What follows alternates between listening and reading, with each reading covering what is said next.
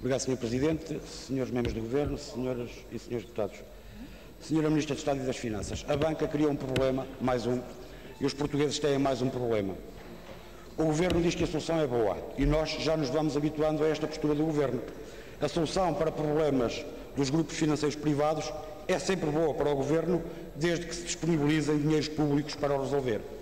Assim foi no caso do BPN, que o PSD e o CDS subscreveram, assim foi com a recapitalização do BCP, do BPI e do BANIF. Aliás, este Governo, para a banca, tem sempre dinheiro. O mesmo Governo que diz que não há dinheiro para os apoios sociais, que não há dinheiro para as reformas e para os salários, que não há dinheiro para a saúde e para a educação, tem sempre dinheiro para a banca.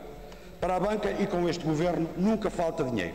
Ele aparece sempre e é sempre aos milhares de milhões. E depois ficamos diante de uma situação verdadeiramente imoral, injusta e até indigna num Estado de Direito. É que enquanto os bancos dão lucro, os seus acionistas dividem os lucros entre si.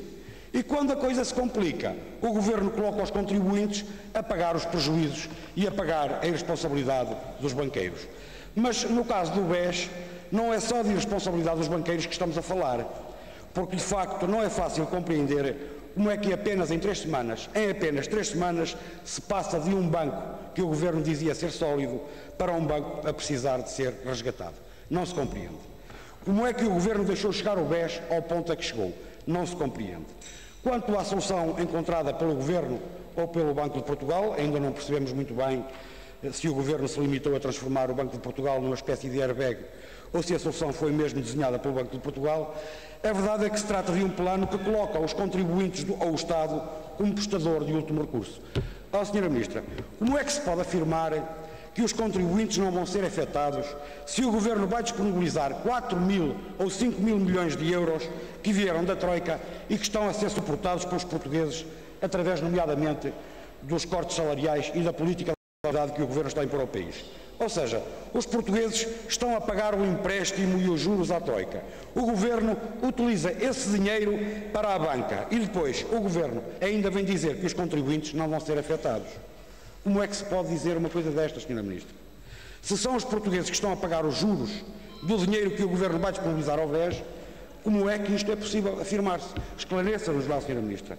Mas mais, se depois de recapitalizado o BES bom for vendido por um valor inferior ao valor disponibilizado pelo Estado, quem é que vai pagar a diferença? São os contribuintes ou são os bancos? E se a Sra. Ministra nos disser que são os bancos, os portugueses precisam de saber em que termos é que isso se vai processar. Em que termos é que esse pagamento se vai processar? Porque até agora não sabemos literalmente nada. Depois, Sra. Ministra, está ou não em condições de nos garantir aqui hoje que os postos de trabalho do BES... Vou terminar, Sr. Presidente. Estão todos assegurados, sobretudo quando o novo banco for vendido. E para terminar, gostaria que a Sra. Ministra nos desse nota, ou conta, das diligências que o Governo já efetuou no sentido de apurar responsabilidades criminais no desfecho do BES. Muito obrigado.